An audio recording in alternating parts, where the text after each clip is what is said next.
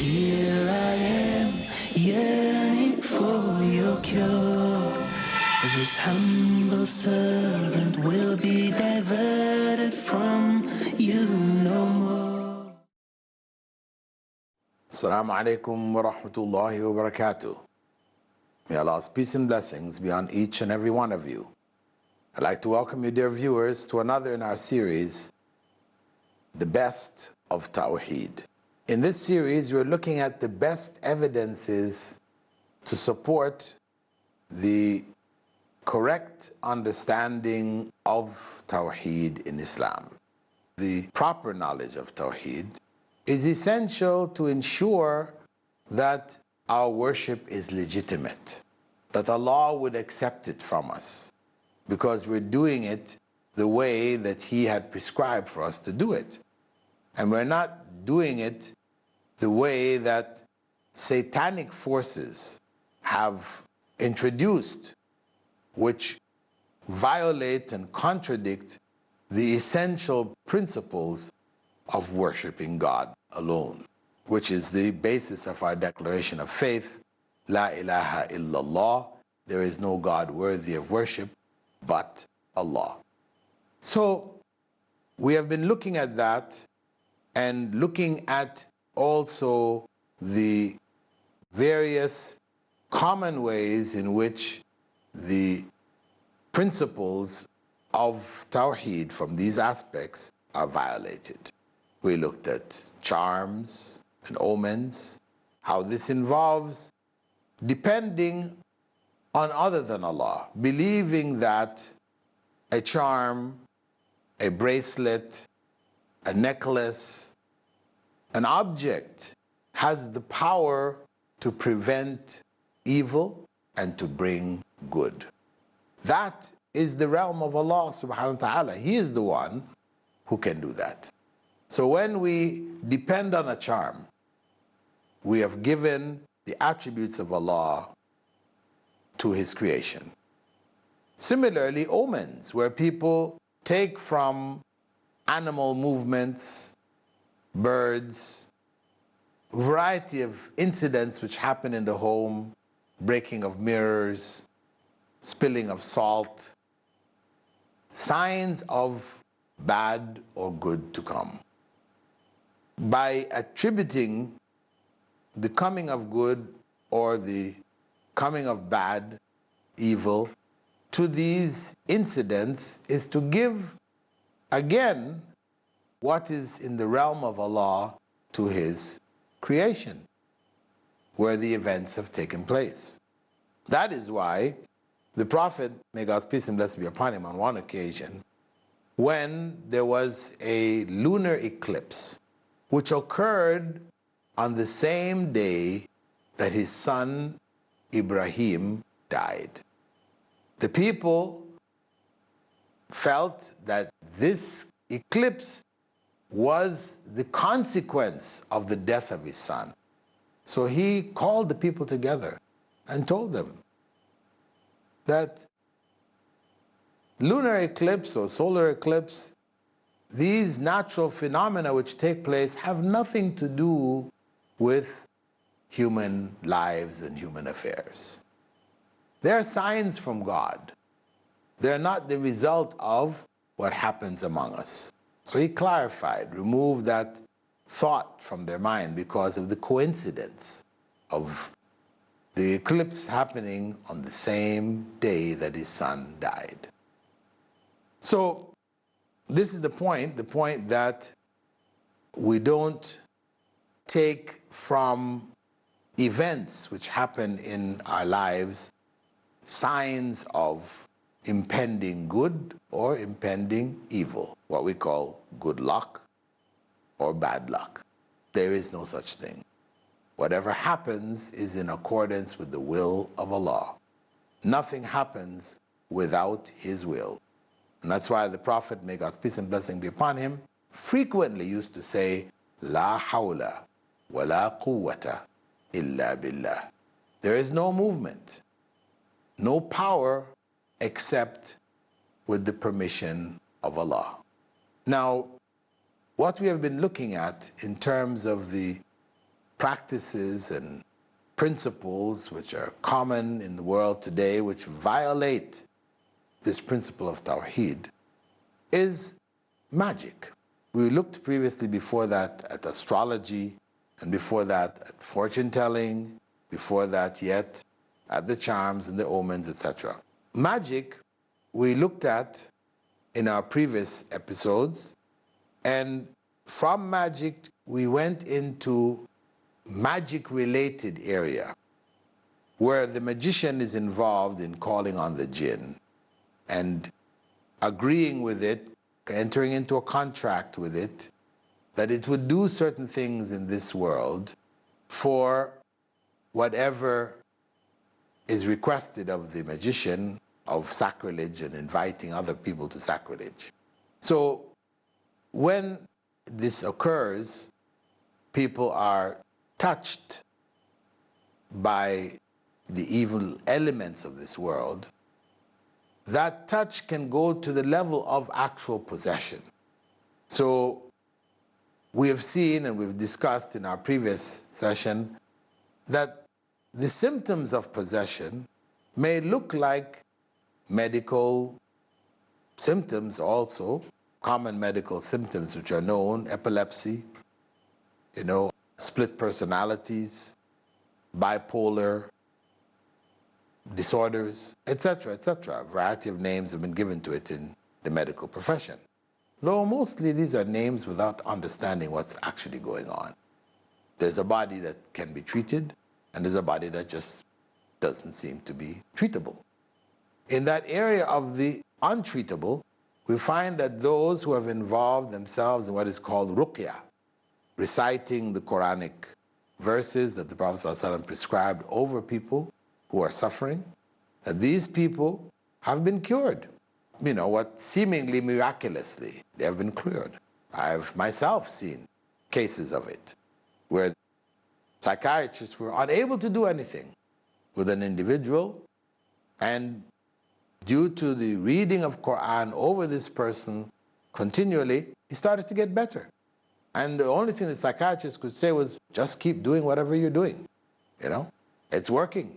And sure enough, this individual who had reached the point of a vegetative state, he had to be carried, put in a wheelchair, to be brought for treatment. He was in the psychiatric ward in Doha, here. And the psychiatrist said, we can't do anything more for him. They gave him medicines and it just became worse. Nothing they could do could benefit him. So they had to stop giving him the medicines. They just gave him small doses just to sedate him. That's all they could do. When he was read over on a continual basis, he improved to the point that he's now back in work. Nobody could have imagined that he could have been in that vegetative state and made it out of it to normalcy again. When I saw him, and I've seen other cases, I thought this was a hopeless case. He was gone. There was no coming back. He'd gone beyond the point of no return. But Allahu Akbar, with the recitations, etc., he came back to normalcy. So we have this treatment of Quranic recitation is referred to as ruqya, recitations over people who are apparently possessed or having spiritual illnesses. And of course, the Quran describes itself as being shifa'un lima fi sudur, as a cure for what is in the hearts. It could be a cure from a psychological perspective, or it could be a cure from a spiritual perspective. Allah doesn't define how that cure takes place. But we know it should be within the realm of what the Prophet ﷺ did. Because you have some people, when people are brought to them in these states, etc., they will take Quranic verses and they will write it on a plate in saffron. They'll get saffron, like ink, and write Quranic verses. Then they will pour water on it and give it to the person who is possessed or whatever to drink it. We say, Well, where did that come from? Well, Allah said in the Quran that the Quran is a cure. So, but it doesn't mean cure meaning you do whatever you want to do. We already said that, to take the Quran and roll it up and put it in a locket and wear it around your neck, this is not legitimate. It's not going to cure anything.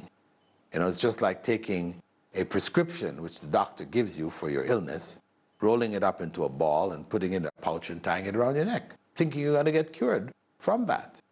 It's not going to happen. So what are we dealing with here? This treatment should have some parameters. It's not a free-for-all, that once we say this person has been possessed, we can do anything. Anything that will work, we'll do it. This is not the correct way Islamically.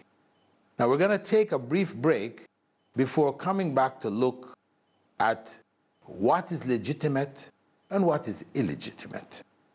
So we will see you after the break.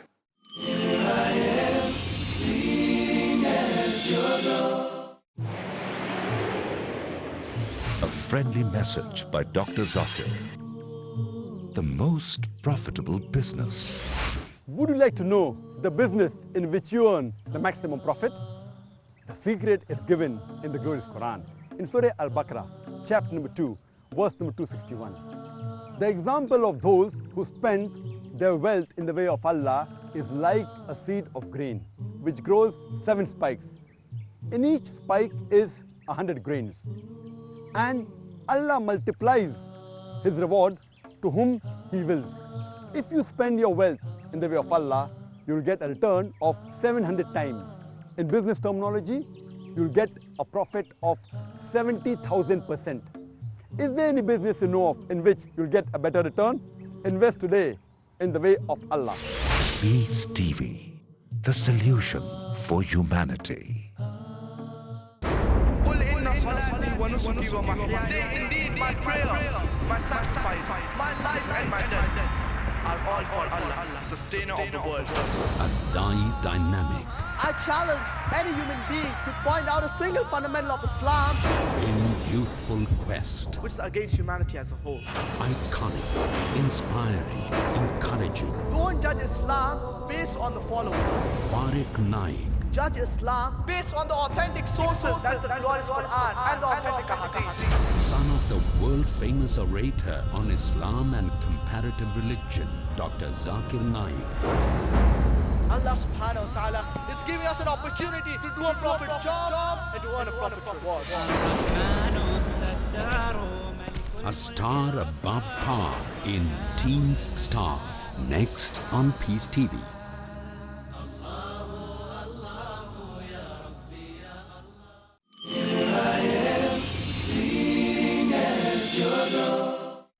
Assalamu alaikum.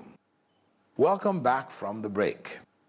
Now, before the break, we were looking at other methods that people have developed for dealing with humans, Muslims, who are seemingly possessed. We spoke about the fact that the Quran is a cure. And the Prophet ﷺ taught us, recite the last 2 quls. He gave us Ayatul Kursi. The Sahaba used the Fatiha and he approved it.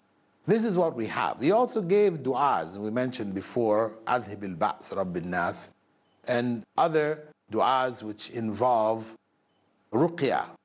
Bismillahi arqiq min kulli da'in yu'dhik, for example.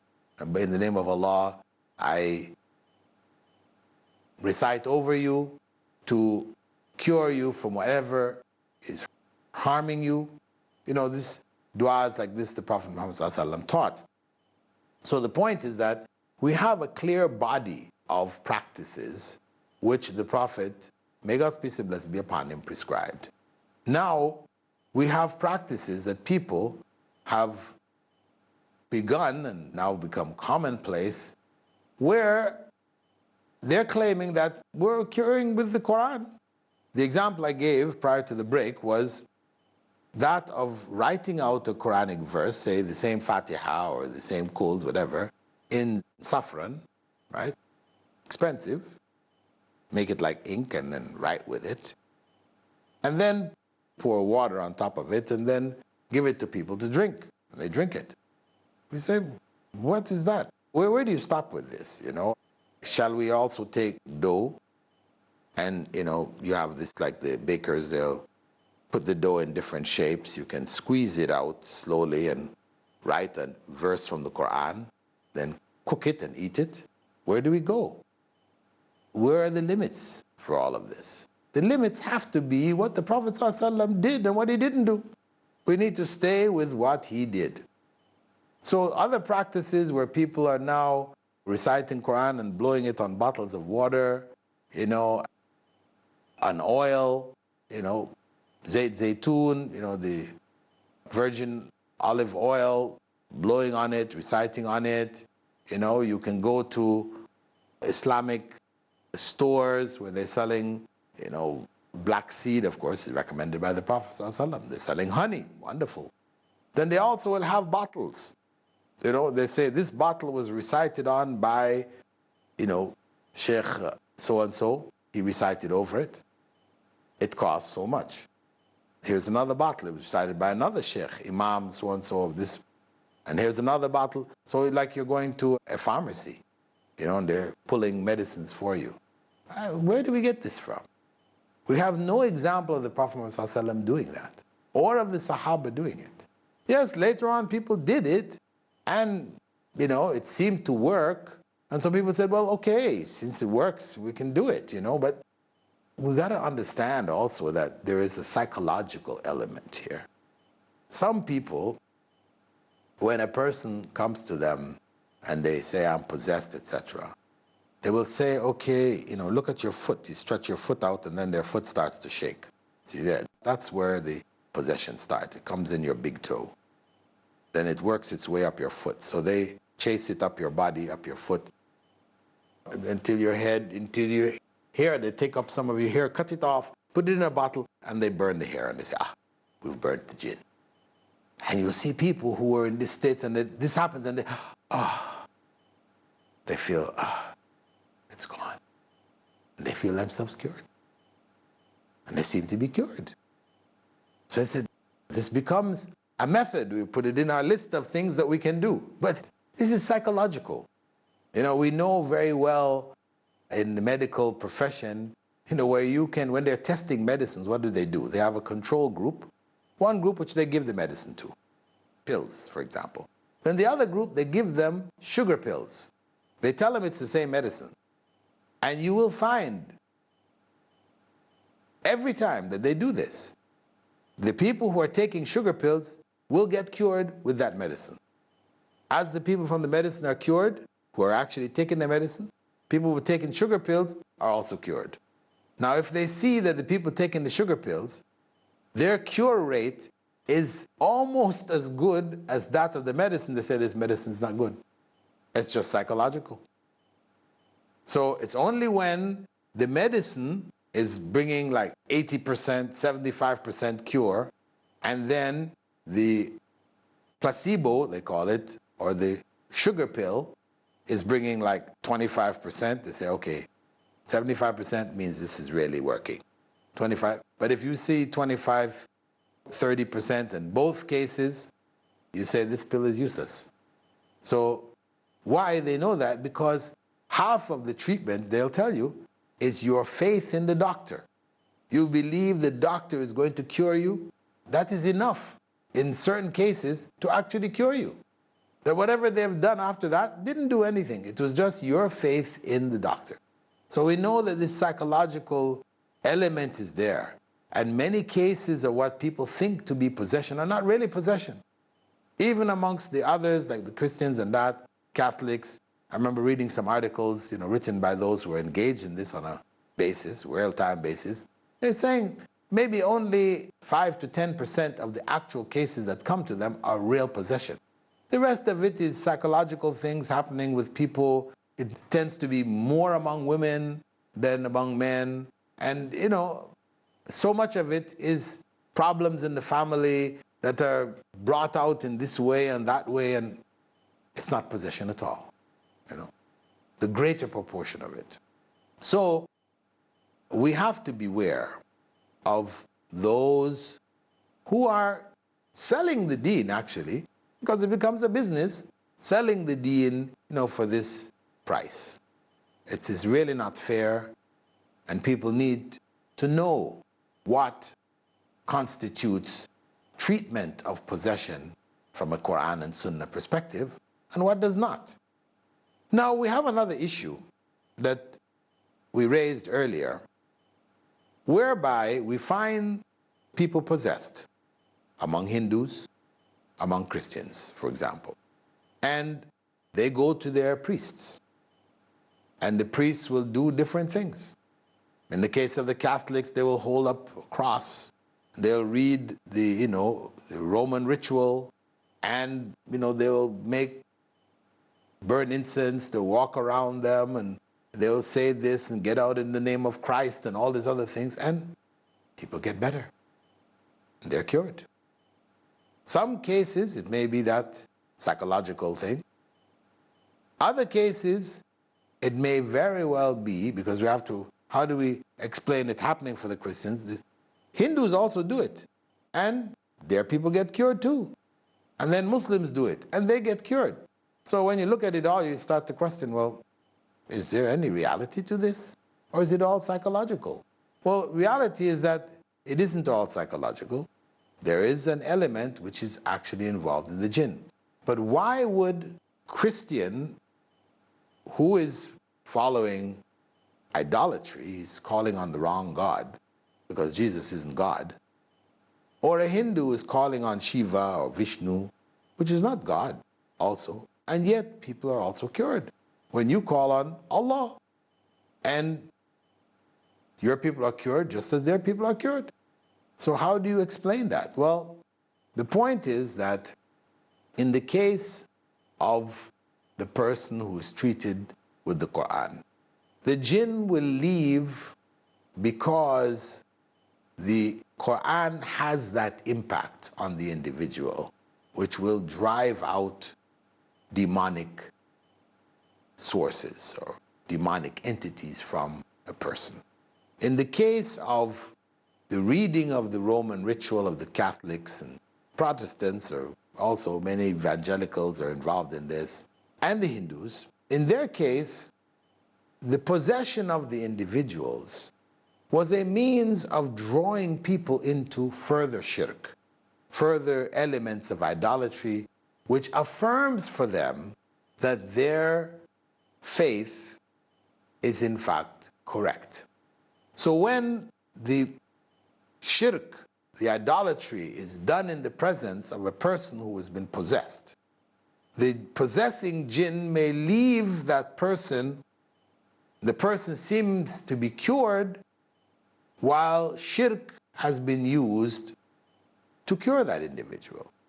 So one of the goals of demonic intervention into our world is to draw people into shirk, into idolatry by one way or another. So that has been accomplished when the shirk is mentioned over that person who is possessed, the demon leaves, and the people see that person cured, then that convinced them that Jesus is God, Vishnu is God, whatever. So in the case of the Islamic side, it is the actual Quran which drives them out. This is the reality that we should understand with regards to possession from the Islamic perspective. And whether we're treating magic or we're treating possession, it should be utilizing what the Prophet, may God's peace and blessing be upon him, had prescribed for us. We stay within those realms and avoid the extremes which are now very common in different parts of the Muslim world. So with that, dear viewers, we'd like to thank you for being with us in this segment of our series, The Best of Tahweed. And we hope to see you in coming segments, inshallah. Assalamu alaikum wa rahmatullahi wa barakatuh.